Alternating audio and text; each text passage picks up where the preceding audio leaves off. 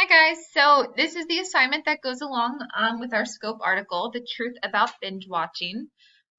If you did not read it yet, you can click here to get the PDF of the text. And then I also recorded myself reading this, so if you want me to read it out loud, you can click here and it'll take you to the YouTube link. All right, so we have some pre-reading vocabulary. Honestly, you can do this before or after reading.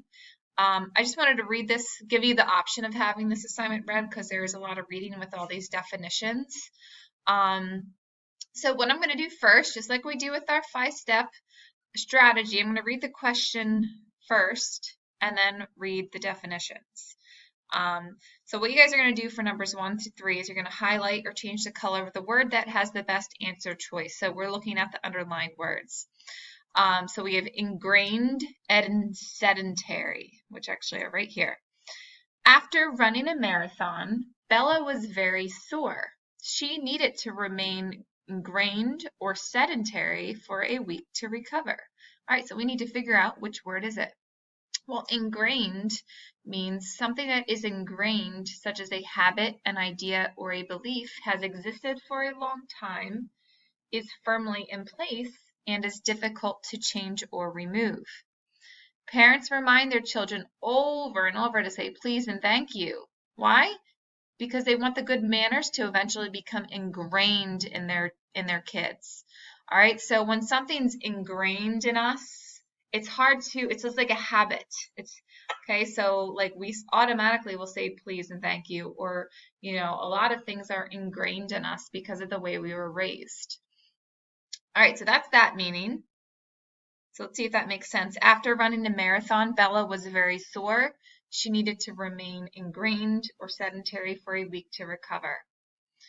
Sedentary means involving a lot of sitting or being inactive. A sedentary job is a job that requires you to sit down most of the time. Someone who leads a sedentary lifestyle doesn't get much exercise. Okay, so you need to make your choice. Which word is it? I'll read it one more time, and then I'm going to move on.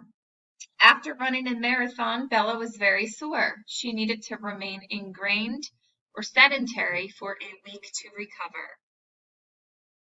So you can pause the video and highlight or change the color of the answer. Number 2, the belief that hard work pays off is deeply disabled or ingrained in our culture. It's a value that is held by many people. Okay, so disable.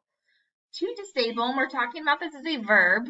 To disable something is to make it unable to function. So it means it doesn't work. If your mom loses her smartphone, she might disable it so that no one else can use it. Before breaking into a museum, thieves might disable the museum's alarm system. Disable can also mean to seriously harm someone in a way that affects his or her ability to do certain things. So if John is in a car accident that leaves him unable to walk, you could say that the accident disabled John. All right, and then the other word was ingrained, which we know that when we describe something that is ingrained, it means it's been a pattern or an existence for a long time. It's like a habit. All right, so number 2, here we go again. The belief that hard work pays off is deeply disabled or ingrained in our culture. It's a value that is held by many people. All right, so make your choice, pause the video. And number 3, to ensure that the fundraiser was a success, Eric enlisted or disabled the help of everyone he knew. All right, what's enlist? Okay, enlist is a verb. If you enlist someone's help, you get that person to help you do something. If you're planning a surprise birthday party for your friend, you might enlist your other friends to help. Enlist can also mean to join the armed services, as in my grandfather enlisted in the Navy when he was 20 years old. All right, that's what enlist means. Disable. Number 1, as a verb, disable means to make it not work. It won't function anymore.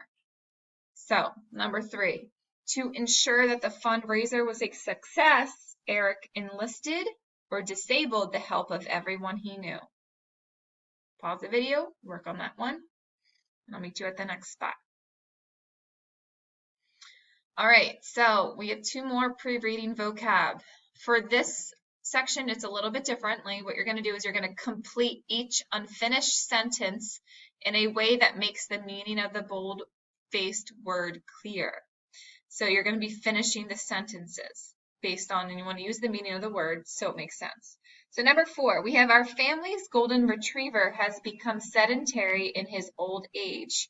He what? And then I'm going to finish the sentence. So if we're saying the dog is sedentary, what does that mean? Well, sedentary means involving a lot of sitting, inactive. You sit down a lot of the time. You don't get a lot of exercise. All right, so our family's golden retriever has become sedentary in his old age. And then you're going to give me a couple examples of how he is behaving now because he's sedentary.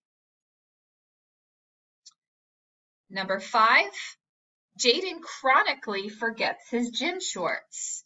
Last week, and then you're going to finish the sentence. So what does chronically mean? All right, well, chronically is an adverb, so we're describing forgets, which is our verb.